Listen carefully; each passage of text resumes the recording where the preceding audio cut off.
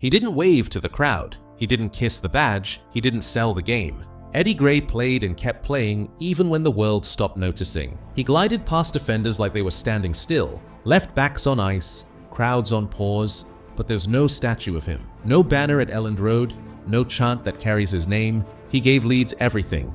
18 seasons, 577 appearances, 68 goals, a lifetime in white, and when it ended, they let him go the same way he always walked, quietly. No tribute, no ceremony, just silence for a man who had given them everything. But not here, not now. Because before the shirts they sell, before the legends they frame, there was Eddie Gray, the man who moved like art and vanished like smoke. Subscribe if you believe football's quietest heroes deserve the loudest memory. Born January 17th, 1948, in the grey tenements of Glasgow.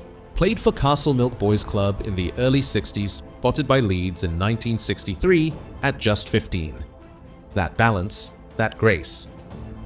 He first trained with the senior side in 1965, but it was January 1st, 1966, against Sheffield Wednesday that was his true debut. He didn't blink, didn't break, just glided. It was the start of something silent but massive. He wasn't loud, didn't bark orders, but every time he touched the ball, he made defenders look like they'd forgotten how to run. Don Revie, the architect of Leeds, knew what he had. And Eddie was there as the Empire rose league champions in 1969, Fairs Cup in 1968, FA Cup runners-up in 1970, 1972, 1973, and over the next 20 years, Eddie Gray became one of the purest wingers the English game ever saw. Not the strongest, not the fastest, but the one who could make 50,000 people hold their breath.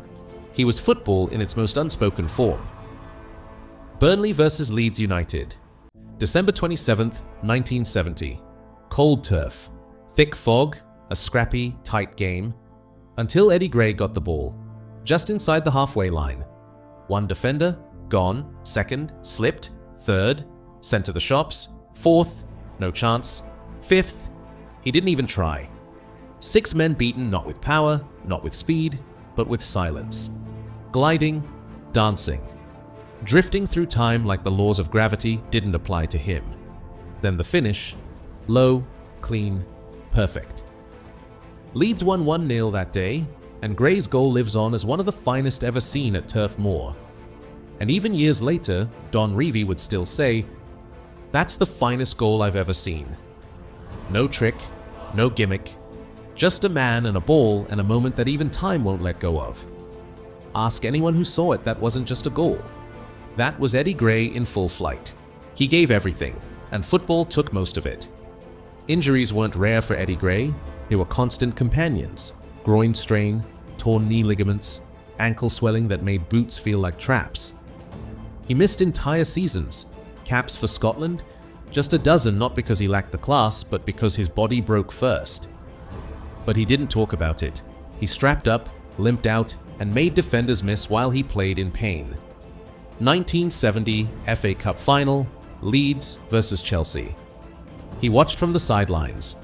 1972 FA Cup Final. Still not fit, still not there. And then 1973 he played in the final. But only just. Strapped, braced, held together by tape and grit. They lost that day, and no one asked how much it hurt him just to walk. It wasn't until 1973, limping into the final against Sunderland, that Gray finally played in an FA Cup final. But even then, he wasn't fully fit. Those weren't just injuries, they were robberies, they took his finals, they stole his peak, and he never complained, never asked for sympathy. Because Eddie Gray didn't want pity, he just wanted the ball. 1982.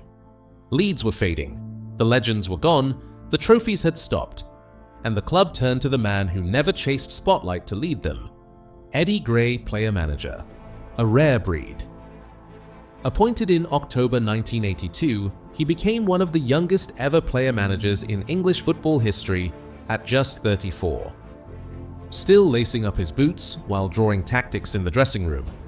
His record? 77 matches in charge, but the numbers never captured what mattered. He gave youth a chance and handed the torch forward. He didn't roar, he didn't blame, He just believed. Dennis Irwin, Scott Sellers, Neil Aspin. All were handed debuts by Gray before the world knew their names, before the headlines came. He saw what others missed and gave them the stage before anyone else would. But results didn't always follow. 1983-84, they finished mid-table. 1984-85, it got harder. No promotion, no money, no miracles. By October 1985, his time was up. The club let him go, quietly, without fuss, just like he arrived, but the seeds he planted, they grew long after he'd gone. He never sought applause, not when he played, not when he managed, not even after he left. But Eddie Gray wasn't done with football. He coached at Whitby Town, passed on wisdom at Rochdale in the late 80s, shared touchline grit at Hull City. His time at Whitby Town and Rochdale spanned the late 80s into the early 90s, never headlines, but always honor. No headlines, no big contracts, just the same grace, now offered to others. And then, years later, when the world finally caught up to what he meant. 2013. Leeds United named him Club Ambassador. At last, a title that meant nothing to him, but everything to those who loved the club. He was back at Elland Road, not as a ghost, not as a winger, but as a symbol of everything Leeds once was, and still hopes to be. He didn't ask for it, didn't need it. But it felt right. After decades of service, Eddie Gray finally had a role that didn't require running. Just standing tall. 577 appearances, 68 goals. In 2017, the fans spoke naming him one of Leeds' 100 greatest. Not for goals, but for grace. Across 2 decades in white. No controversy, no headlines, no brand deals, just beauty. When others ran with rage, he glided with grace. Ask any Leeds fan, they won't just tell you about the goals. They'll tell you about the way he moved. The way time slowed when the ball was at his feet. George Best once said, "The most gifted player I ever saw." Johnny Giles swore he could beat 5 men in a phone box. Not compliments, confessions. Because even the greats stood still when Gray danced. He was never the fastest, never the loudest. But when the pitch opened up, Eddie Gray was the calm in the chaos. And long after the boots came off, his style still hangs in Elland Road like a quiet hymn. Some players beg to be remembered. Eddie Gray never asked.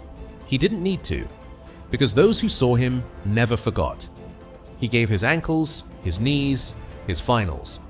All for a club that often needed magic and found it in him. No statue, no national fanfare, but on quiet nights in Leeds, when the old songs start and the pitch is still, you'll feel him.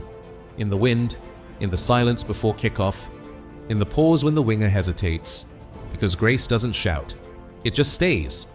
Eddie Gray stayed. Subscribe if you believe football's quietest heroes deserve the loudest memory. Because Eddie Gray wasn't just a player, he was a feeling you didn't know you'd miss until it was gone.